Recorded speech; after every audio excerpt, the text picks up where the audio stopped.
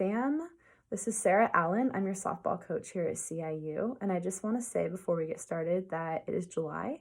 I haven't seen you since March, and it is still boring and lonely here without you. So wherever you are, I hope that you're having a great summer and you're having lots of fun, and you come back here refreshed with all kinds of youthful life and energy to share with us, because I miss you. We all miss you.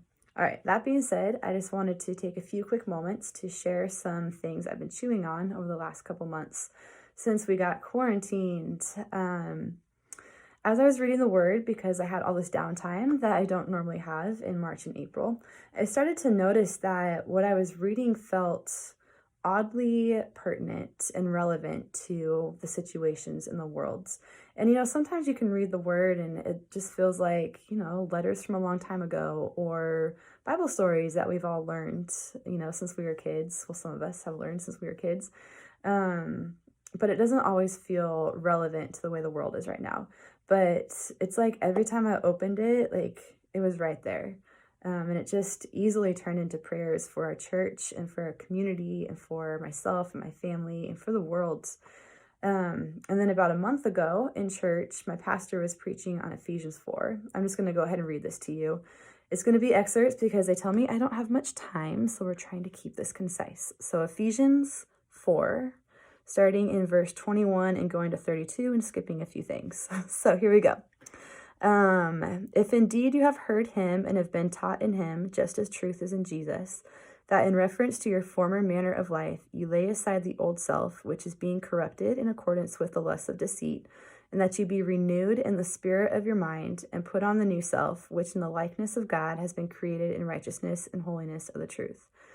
Therefore, laying aside falsehood, speak truth, each one of you with his neighbor, for we are members of one another. Be angry, and yet do not sin. Do not let the sun go down on your anger. Skip down to verse 31.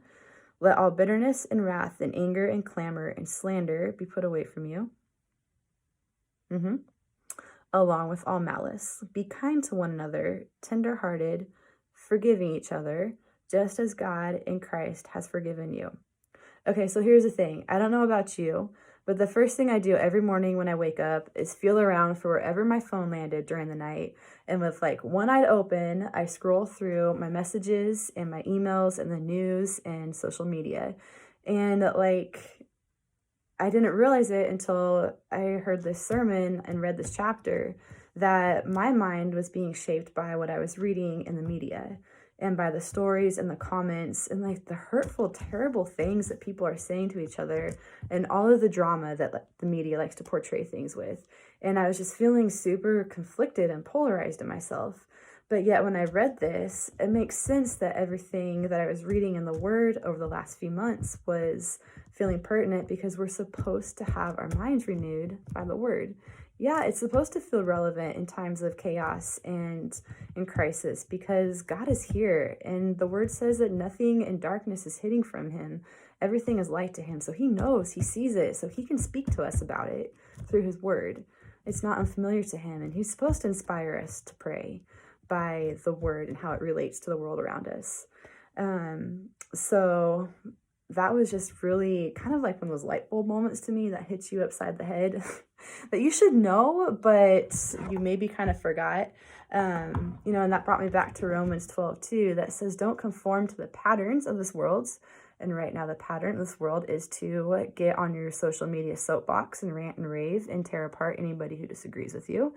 Don't do that, but let your mind be transformed, by the renewing of your mind through the Word, and then you can test and approve what God's will is.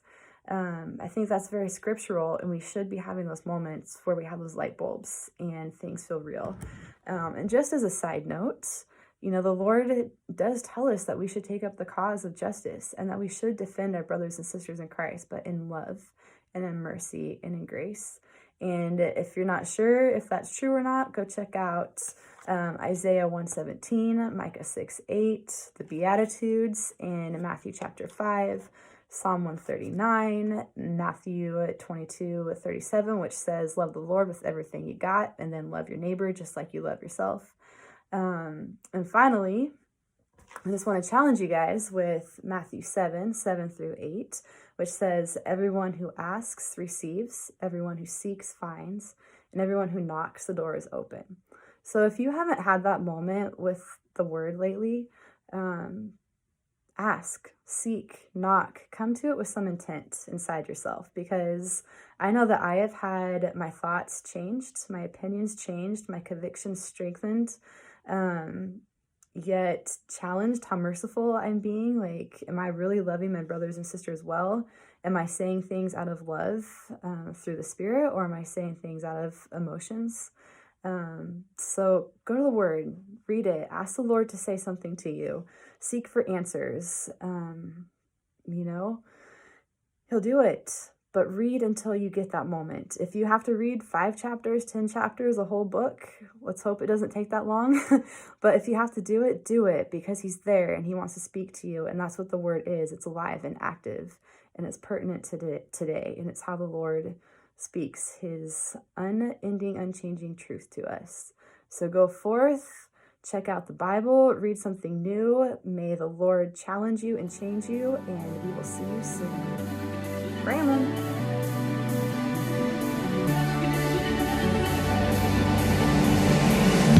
Salvation sounds a new beginning, as distant hearts begin believing.